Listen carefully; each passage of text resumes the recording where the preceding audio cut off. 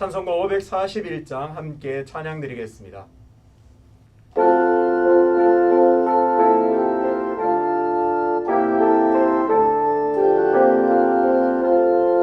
꽃이 피는 봄날에나 주의 사랑 있음인가, 열매 맺는 가을에나 주의 은혜 있음인가, 가을 속는 여름에도 주의 사랑 여전하며, 추운 겨울 주릴 때도 주의 미로 변함없네. 솔로 보낸 부귀보다 요배 고난 더 귀하고, 솔로 보낸 지혜보다 요배 인내 아름답다. 이 세상의 부귀영화 마귀 이유로 손짓하나 고생 중에 인내하며 최후 승리 이루리라. 세상 권력 등에 업고 믿는 자를 핍박하는 어리석은 사람들아, 회개하고 돌아오라. 우상의 얼마가며 인간의 힘 얼마가나, 하나님의 심판날에 견디지는 못하리라. 저 천국을 바라보니 이 세상은 나그네니, 죽음의 길 피하라며 나의 갈 길 막지 말라. 내게 맡긴 양을 위해 나의 견해 평화 위에 우리 주님 가신 길이 충성으로 따르리라. 아멘. 함께 기도하겠습니다. 아버지 하나님, 은혜와 사랑을 감사합니다. 오늘 이 새벽에도 우리를 불러주시고 하나님의 놀라우신 은혜로 우리를 품어주심을 감사합니다. 하나님의 자녀로 삼아주시고 하나님께서 자녀를 붙드시고 인도하심을 늘 찬송하며 감사를 드립니다. 그래서 인생길 험난하고 어려울 때도 있지만 하나님께서 내 인생을 붙들고 계심을 늘 기억함으로 말미암아 하나님의 도우심과 은혜들을 매 순간 마음껏 누리는 복된 성도들 다 될 수 있도록 인도하여 주시옵소서. 아버지 하나님, 우리에게 말씀의 거울을 늘 허락해 주심을 감사합니다. 우리의 마음이 둔하여지지 아니하고 민감하여서 그 말씀으로 비추어지는 우리의 모습을 통해서 변화되고 하나님께서 원하시는 모습으로 늘 돌이켜 바로 설 수 있는 은혜를 허락하여 주시옵소서. 그래서 날마다 거울에 비추어 우리가 하나님의 기쁨이 되는 삶이 될 수 있도록 인도하여 주시옵소서. 우리의 기도의 자리를 늘 지킴으로 말미암아 우리의 기도의 자리에서 하나님의 뜻을 구하며 하나님을 기쁘시게 하는 삶이 되기를 원하오니 오늘도 인도하시고 역사하여 주시옵소서. 오늘도 겸손하게 하나님의 말씀 앞으로 나아갑니다. 하나님, 우리가 겸손하게 듣겠사오니 말씀하여 주시고 들은 그 말씀대로 살고자 몸부림칠 때에 우리의 삶을 통하여 하나님 큰 영광을 받아 주시옵소서. 감사드리며 예수님의 이름으로 기도하옵나이다. 아멘. 오늘 우리에게 주시는 하나님의 말씀은 마태복음 12장 38절부터 50절까지입니다. 그때에 서기관과 바리새인 중 몇 사람이 말하되, 선생님이여 우리에게 표적 보여주시기를 원하나이다. 예수께서 대답하여 이르시되 악하고 음란한 세대가 표적을 구하나 선지자 요나의 표적밖에는 보일 표적이 없느니라. 요나가 밤낮 사흘 동안 큰 물고기 뱃속에 있었던 것 같이 인자도 밤낮 사흘 동안 땅 속에 있으리라. 심판 때에 니느웨 사람들이 일어나 이 세대 사람을 정죄하리니 이는 그들이 요나의 전도를 듣고 회개하였음이거니와 요나보다 더 큰 이가 여기 있으며 심판 때에 남방 여왕이 일어나 이 세대 사람을 정죄하리니 이는 그가 솔로몬의 지혜로운 말을 들으려고 땅 끝에서 왔음이거니와 솔로몬보다 더 큰 이가 여기 있느니라. 더러운 귀신이 사람에게서 나갔을 때에 물 없는 곳으로 다니며 쉬기를 구하되 쉴 곳을 얻지 못하고 이에 이르되 내가 나온 내 집으로 돌아가리라 하고 와보니 그 집이 비고 청소되고 수리되었거늘 이에 가서 저보다 더 악한 귀신 7을 데리고 들어가서 거하니 그 사람의 나중 형편이 전보다 더욱 심하게 되느니라. 이 악한 세대가 또한 이렇게 되리라. 예수께서 무리에게 말씀하실 때에 그의 어머니와 동생들이 예수께 말하려고 밖에 섰더니 한 사람이 예수께 여짜오되 보소서 당신의 어머니와 동생들이 당신께 말하려고 밖에 서 있나이다 하니 말하던 사람에게 대답하여 이르시되 누가 내 어머니며 내 동생들이냐 하시고 손을 내밀어 제자들을 가리켜 이르시되 나의 어머니와 나의 동생들을 보라. 누구든지 하늘에 계신 내 아버지의 뜻대로 하는 자가 내 형제요 자매요 어머니이니라 하시더라. 아멘. 진정한 가족이라는 제목으로 말씀을 전하겠습니다. 최근에 기사 하나를 읽었는데요. 그 사람이 이렇게 말했습니다. 어렵고 힘든 일이 많았지만 그때마다 가족이 큰 힘이 되었습니다. 가족은 존재만으로도 나에게 큰 위안과 힘이 되었습니다. 그 말을 들을 때 참 공감이 되었습니다. 여러분 어떤가요? 우리가 힘들고 어려워도 가족이라는 그 이름은 그 존재만으로도 우리에게 큰 힘과 위로가 됩니다. 그 가족들을 생각하면 어려움도 이겨낼 수 있고 가족들의 그 따뜻한 한마디, 진심 어린 응원 한마디가 우리에게는 그 어떤 것보다 힘이 됨을 우리는 자주 느끼게 됩니다. 계속해서 마태복음에서 예수님의 사역들을 살펴보고 있습니다. 예수님께서는 가는 곳곳마다 하나님의 뜻을 구하며 하나님의 말씀을 전파했습니다. 그 말씀을 사람들에게 가르치고 천국 복음을 전파하고 병든 자를 고쳐주셨습니다.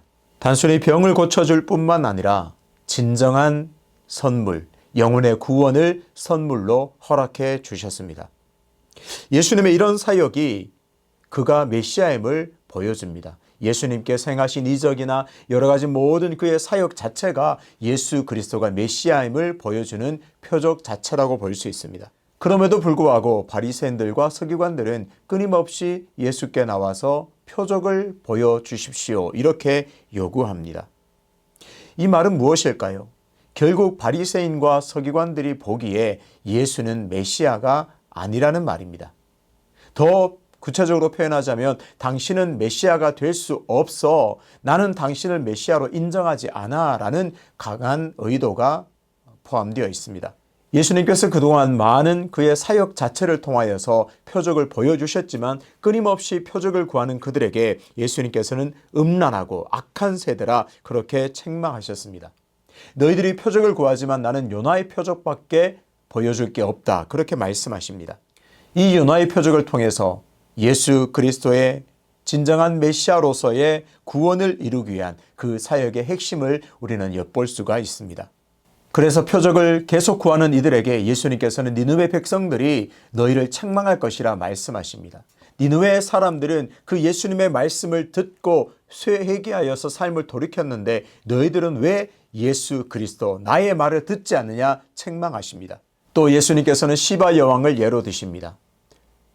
시바 여왕은 솔로몬의 지혜를 듣기 위해서 그 먼 남방에서 솔로몬에게 찾아왔습니다. 그리고 그 지혜를 들음으로 큰 경이로움을 표현했습니다. 예수님께서는 표적을 구하는 사람들에게 너희가 시바 여왕에게 책망을 받을 것이라 말씀하십니다. 솔로몬보다 더 큰 이의 말을 너희는 왜 듣지 않느냐? 예수님께서는 계속 꾸짖고 계십니다. 이처럼 예수님께서는 그 삶 자체로 표적을 보여주시고 예수께서 메시아임을 늘 보여주셨지만 사람들은 그를 메시아로 인정하지 않고 늘 표적을 요구당하는 그런 상황에 놓여 있습니다. 여기서 잠깐 예수님께서 지금 어떤 대접을 받고 있고 예수님께서 어떤 상황에 있는지를 잠깐 보도록 하겠습니다. 오늘 본문 바로 앞부분에는 바알세불의 힘을 힘입어 귀신을 쫓아내었다, 그런 비난을 받았습니다.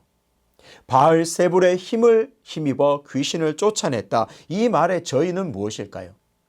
예수 당신은 귀신 들린 사람이야. 귀신의 능력으로 이상한 일을 지금 하고 있지 않느냐, 그렇게 비난하고 있는 것이죠. 그러니 적어도 당신은 메시아가 될 수 없어 거부당하고 배척당하고 있음을 알 수 있습니다. 예수님은 그 모든 사역을 통해서 이처럼 끊임없이 표적을 요구당하고 귀신 들렸고 미친 사람이라고, 이상한 사람이라고 하는 그런 대접을 받고 있습니다. 그렇다면 이렇게 험난한 인생을 살아가고 있는데 가족들은 그를 어떻게 대접하고 가족들은 그를 어떻게 여길까요? 처음에도 말씀드렸듯이 우리가 아무리 힘들고 어려운 일이 있어도 가족들의 지지, 가족들의 응원, 가족들이 함께 마음을 모으면 어떤 일도 이겨낼 수 있는 힘이 됩니다. 그렇다면 예수님의 가족들은 예수님을 어떻게 생각할까요? 우리의 생각 같으면 예수님의 가족들만이라도 예수님을 지지해주고 예수님을 응원해주면 참 좋겠는데 예수님의 가족들의 반응이 참 아이러니합니다. 마가복음 3장 21절을 제가 읽겠습니다. 예수의 친족들이 듣고 그를 붙들러 나오니 이는 그가 미쳤다 하밀러라. 예수님의 가족들, 예수님의 친족들이 예수님을 어떻게 생각했다고요? 미친 사람으로 취급했습니다. 미쳤다고 생각하고 그 일을 그만두게 하고 붙잡아 오려고 노력했습니다. 그렇습니다. 친족들도 예수님을 미친 사람 취급했습니다. 예수님의 심정이 어떨까요? 사람들이 병고침을 받고 배고픔을 해결하면 거기서 끝나버릴 경우가 참 많았습니다.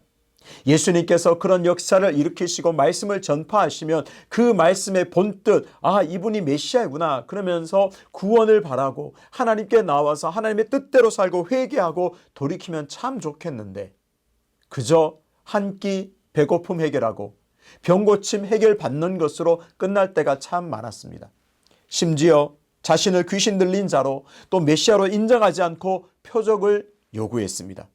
가족들까지도 자신을 미친 사람 취급하면서 인정해주지 않고 무시하고 때로는 적대시했습니다.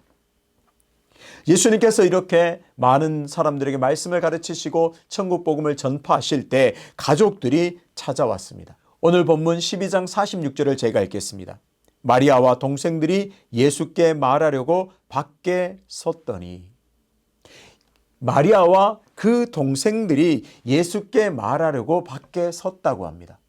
오늘 이 가족들이, 마리아와 그 동생들이 어디에 서 있는지 주목해 볼 필요가 있습니다. 어디에 있나요? 밖에 섰습니다. 밖에 서 있는 채로 예수님을 만나려고, 예수님께 말하려고 하고 있습니다. 예수님과 함께하지 않고 예수님과 분리된 채 예수님께서 그곳에서 나오기만을 기다리고 있습니다. 밖에 서 있습니다. 그런데 오늘 다른 사람들은 어떻게 했는가를 비교해서 보겠습니다.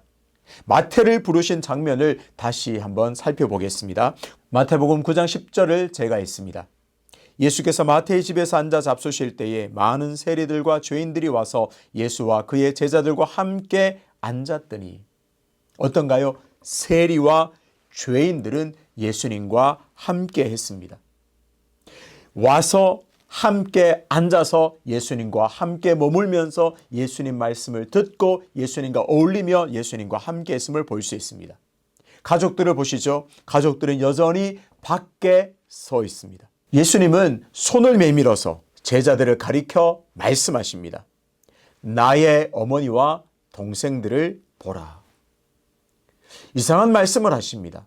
지금 실제 가족들은, 마리아와 그 동생들은 예수님이 계신 그 바깥에 서서 기다리고 있는데 손을 들어 가리키면서, 내밀어 가리키면서 제자들을 향하여 말씀하십니다. 나의 어머니와 동생들을 보라. 진정한 가족이 여기 있다는 말이죠. 가족들이 왔다고? 그런데 아니야. 진정한 가족들, 나의 진정한 가족은 여기 있어 라고 말씀하시면서 제자들을 가리키고 있습니다. 예수님께서 가르친 그 제자들은 누구인가요? 예수님의 사역에 동조한 사람들입니다. 예수님의 사역의 뜻을 같이 하는 사람들이 곧 제자들입니다.